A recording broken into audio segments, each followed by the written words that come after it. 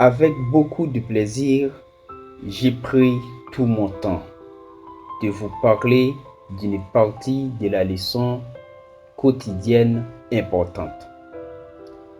Vivre avec vos ennemis, ce n'est pas difficile, ce n'est pas du tout compliqué. Il faut avoir tout simplement la tête bien faite. C'est vrai, nous ne serons pas toujours entourés d'amis, mais nous pouvons apprendre à aborder ce fait et en faire quelque chose de nouveau et d'intéressant.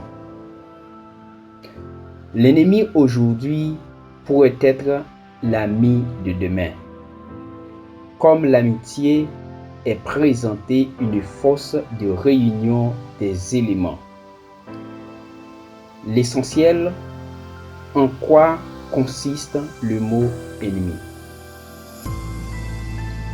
La référence à une situation de conflit entre deux ou plusieurs acteurs, c'est-à-dire à une forme spécifique de rapport entre les êtres humains, ou encore une opposition entre deux organismes humains.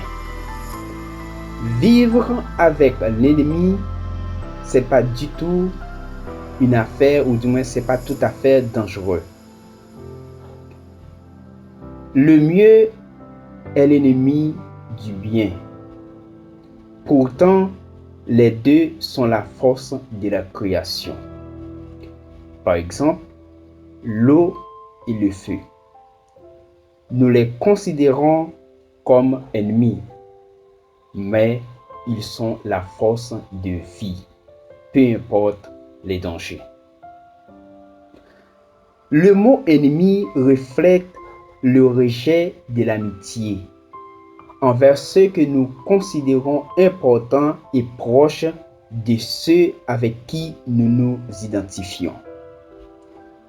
Lorsque nous parlons d'ennemis, nous nous référons à ces personnes qui, par leurs actions, ne méritaient pas notre amitié ou notre considération.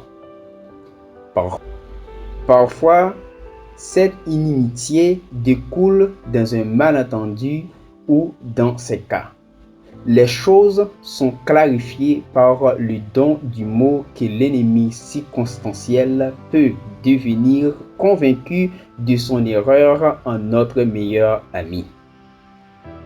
C'est la vie. Tous ceux qui nous entourent ne doivent pas se considérer comme nos amis. Parfois, ce sont des adversaires libres, assombris par leur propre échec, et ces humbles citoyens du monde, on avoue qu'on a apprécié des amitiés qui ont rendu notre vie plus saine. Un ennemi peut nous obstruer la vue, mais la différence est là dans certains cas qu'il faut gérer l'intensité du conflit provoqué par l'ennemi. Un conflit en étant que rapport interpersonnel ou action des deux ou plusieurs agents qui ne font obstacle et où la tendance suivie par ces agents consiste à résister et à surmonter l'opposition de la partie adversaire. Ensuite, il faut à tout prix mesurer l'intensité des conflits par la disparition ou bien par la disposition des acteurs en sacrifiant des biens et à suspendre des valeurs en vue d'une défaite de la partie d'adversaire.